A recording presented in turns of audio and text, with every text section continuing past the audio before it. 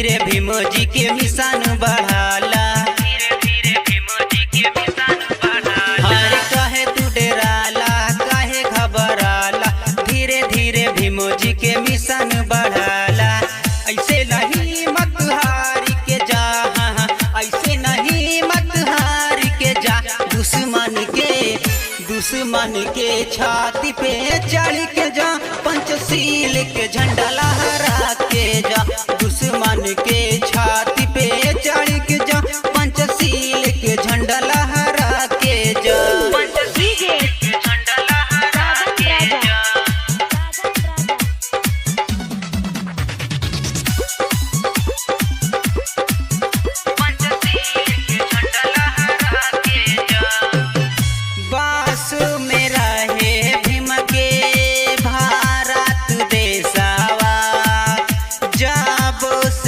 के दिहले बाबा संविधानवा, पास में रहे भीम के भारत देशवा।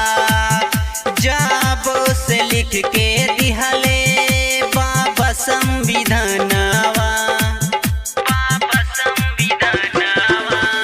आवा बहु जान हो बोला भीम के नाम हो, आवा बहु जान हो बोला भीम के नाम हो।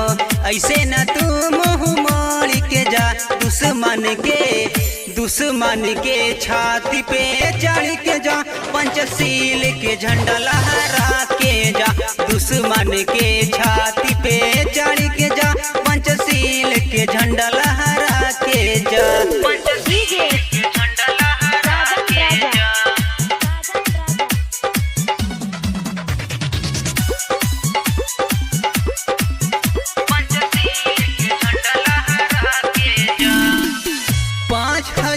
साल पुराना रहे इतिहास हो, 40 साल में बदले बाबा भीमराव हो। 5000 साल पुराना रहे इतिहास हो, 40 साल में बदले बाबा भीमराव हो। हरि राम भाई आवा मिशन बढ़ाई, सुना प्रेम राज भाई आवा मिशन बढ़ाई।